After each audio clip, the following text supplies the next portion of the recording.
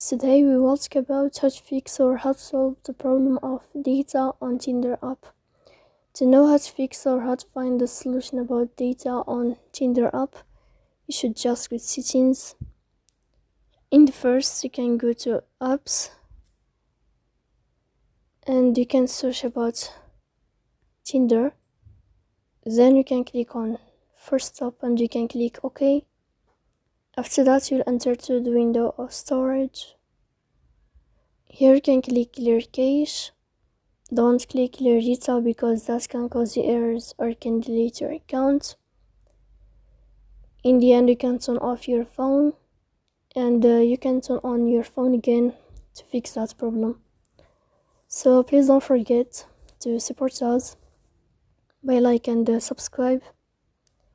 See you next time in another video, and thank you for your attention.